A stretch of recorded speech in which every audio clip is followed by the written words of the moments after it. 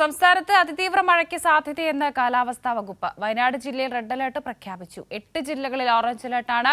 സംസ്ഥാനത്ത് 31 ദുരിതാശ്വാസ ക്യാമ്പുകളിൽ 143 കുടുംബങ്ങളിലെ 474 പേരെ മാറ്റിപ്പാർപ്പിച്ചു.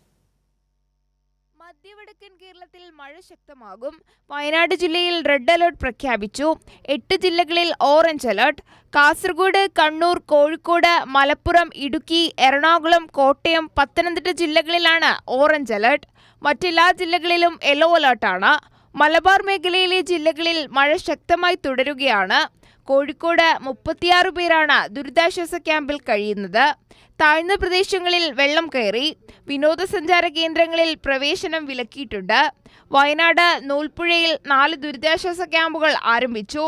23 കുടുംബങ്ങളെ വിവിധയിടങ്ങളിൽ നിന്ന് മാറ്റിപ്പാർപ്പിച്ചിട്ടുണ്ട്. മുത്തങ്ങയിൽ ദേശീയപാതയിൽ വെള്ളം കയറി.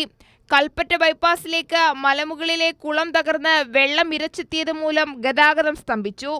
റോഡരികിൽ മണ്ണിടിച്ചിലുമുണ്ടായി. ഫയർഫോഴ്സ് സ്ഥലത്തെത്തി ഗതാഗതം പുനഃസ്ഥാപിച്ചു. മാനന്തവാടി താലൂക്കിലാണ് അതിശക്തമായ മഴ രേഖപ്പെടുത്തിയത്. കണ്ണൂരും കാസർഗോഡും പാലക്കാടും മഴ പെയ്യുന്നുണ്ടെങ്കിലും ശക്തി കുറഞ്ഞിട്ടുണ്ട്. തിരുവനന്തപുരം മര്യനാട് മത്സ്യബന്ധന വള്ളം മറിഞ്ഞ് മത്സ്യത്തൊഴിലാളി മരിച്ചു. മര്യനാട് സ്വദേശി അലോഷ്യസ് ആണ് മരിച്ചത്. ആലപ്പുഴയിൽ മഴയെ തുടർന്ന് എടത്വ, തലവടി പഞ്ചായത്തുകളിലെ പമ്പയാറിന്റെ താഴ്ന്ന തീരപ്രദേശങ്ങളിൽ വെള്ളം കയറി. അപ്പർ കുട്ടനാടിന്റെ വിവിധ മേഖലകളിൽ തമിഴ്നാട് കാരക്കോണത്തു നിന്നുള്ള NDRF സംഘം സന്ദർശനം നടത്തി. അതേസമയം ആലപ്പുഴയിൽ മരം വീണ് പരിക്കേറ്റ് ചികിത്സയിലായിരുന്ന യുവാവ് മരിച്ചു. ഇടുക്കി മാങ്കുളം താളുകണ്ടത്ത് കനത്ത മഴയ്ക്കിടെ യുവാവ് തോട്ടിൽ വീണു മരിച്ചു. താളുകണ്ടം കുടി സ്വദേശി സനീഷാണ് മരിച്ചത്. കരുണാപുരത്ത് വീടിന് മുകളിലേക്ക് മരം വീണു. News desk Kairali news.